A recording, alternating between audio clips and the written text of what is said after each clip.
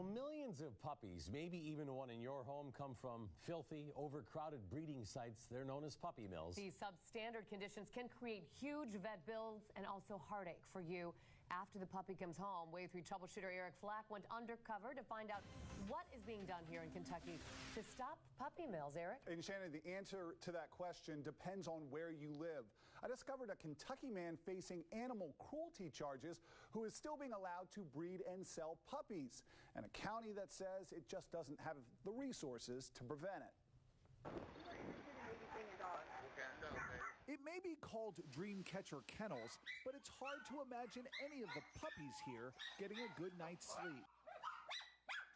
Like these 6 baby schnauzers jammed into a wire cage with their mom.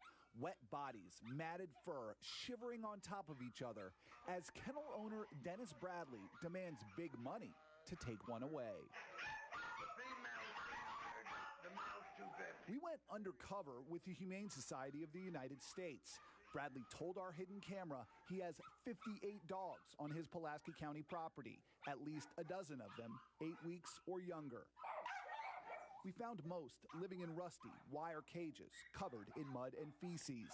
Bradley told me some of the older dogs here are used for breeding, while others have just never been bought, meaning they've been living in these conditions. What you got in there? You got a mouse? You got a dead mouse? Their entire lives. How do you get so many of them in there? That's it. Yeah. I don't like it, but that's what I got to do right now. Bradley told us he's in the process of expanding so his dogs have more room and that he loves his animals. I'm recording. Yet in January, Bradley was charged with animal cruelty after a raid on his home. This sheriff's department video shows some of Bradley's dogs sick and near death, 2 in such bad shape they had to be put to sleep. So if law enforcement was so concerned with what they found, oh goodness, why is Bradley still in business? That one's 400, it's a female, this one's 350. Animal rescue groups say shutting down a puppy mill can cost up to $70,000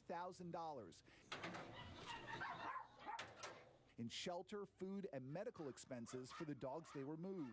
Sometimes groups like the Animal Rescue Corps will pay the cost, as it did when it broke up an alleged puppy mill in Wayne County in September. Come on, Mama. You have bred your last puppy. No group stepped in to help Pulaski County, and investigators decided taking all 70 dogs they found on Bradley's property would overwhelm the shelter system. So they removed the dogs in the poorest conditions and asked animal control to make sure Bradley took better care of the animals left behind. At a court hearing last month, Bradley's attorney told the judge that was happening. Would you call what you run a puppy mill? No. On his way out of court, I tried to talk to Bradley about video I recorded on my iPhone during our undercover visit to his kennel. Let's look at some of this together. Now, do you think that looks like acceptable conditions for those puppies? Bradley declined to comment. Animal advocates say puppy mills can cause serious health problems for the dogs and hundreds or even thousands of dollars in vet bills for the owners. An expensive and heartbreaking way for a family to welcome a new pet, and a painful way for a puppy to be welcomed into the world. Animal cruelty charges against Dennis Bradley are still pending. His trial date is set for February.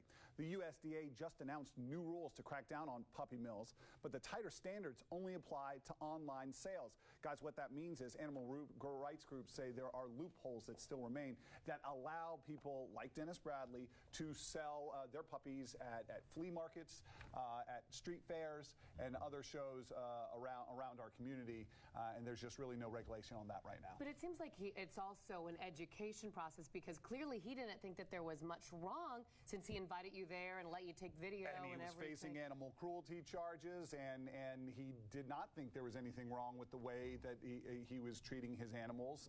We have a lot of our raw video on wave3.com right now, as well as resources that people can get into if they want to learn more about this issue. All right. Eric, thanks.